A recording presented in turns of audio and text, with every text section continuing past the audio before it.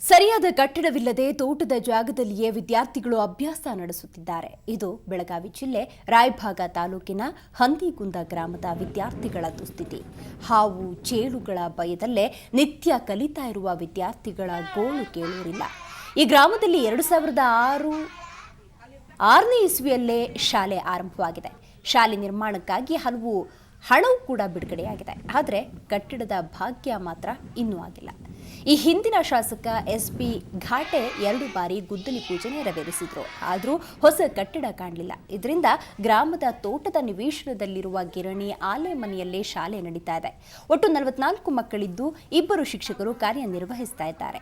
ರಾಜಕೀಯ ಹಗ್ಗಜಗ್ಗಾಟದಲ್ಲಿ ಶಾಲಾ ಕಟ್ಟಡ ನಿರ್ಮಾಣಕ್ಕೆ ಹಿನ್ನಡೆಯಾಗಿದೆ ಅನ್ನೋದು ಗ್ರಾಮಸ್ಥರ ಆರೋಪವಾಗಿದೆ.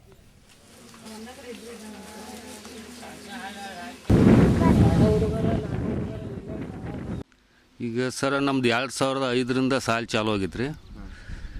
ಆ 2005ರಿಂದ ಏನು ಹಂಗೆ ಬಿಲ್ಡಿಂಗ್ ಆಕೈತಿ, ಹಿಂದೆ ಆಕೈತಿ, ನಾಳೆ ಆಕತ್ತ ಹೇಳಿ ಹಂಗೆ ಬರಾಕೈತಿದ್ವು.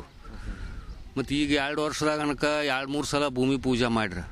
ಊಟದ್ದು ಕೊಡ್ತಾರೋ, ಅರಿವಿ ಕೊಡ್ತಾರೋ, ಮತ್ತು ಬುಕ್ಸ್ ಕೊಡ್ತಾರೋ, ಉಳಿದದ್ದೆಲ್ಲ ಸೌಕರ್ಯ ಐತೆ. ಖರೆ ಅದು ಬಿಲ್ಡಿಂಗ್ ಒಂದ ಈಗ ಸಮಸ್ಯೆ ಬಂದದ್ದು ನಮಗೆ. ಮತ್ತು 2-3 ಸಲ ಆದ್ರೂ ಅದ್ರದ್ದು ಏನು ನಮಗೆ ಯಾವ್ದ್ರ ಸಲುವಾಗಿ ಉಳ್ದೈತೆ ಅದ ನಮಗೂ ಗುರ್ತಾಗವತ್ತು. ನಾವು ಇಲ್ಲೇ ಕೂತ ಹೇಳವ್ರ ಬಂದು ಲೀಡ್ರುಗಳು ಬಂದು ಪೂಜೆ ಮಾಡವ್ರ ಹೋಗವ್ರ ಹಿಂಗೆ ಆಗೈತಿದು. ಜೋಳ ಬರ್ತಾವ್ರಿ, ತಟ್ಟಿ ಎಲ್ಲ ನಾವ ಕಟ್ಟಿದೀವಿ. ಸಾಲಿ ವಾರಕ್ಕೊಮ್ಮೆ ಸಾಲಿ ನಾವ ಸಾರಿಸ್ತೀವಿ. ಮಳೆ ಬಂದರೆ ಎಲ್ಲ ಸೋರ್ತೈತ್ರಿ. ನಮಗೆ ಕುಂಡ್ರಾಕ ಜಾಗ ಇಲ್ರಿ. ಮ್ಯಾಲ ಪತ್ರ ಅದಾವ್ರಿ, ಸೋರಾಕತ್ತಾವ್ರಿ, ಗಾಳಿ ಬಡಿದಾಡತ್ತಾವ್ರಿ.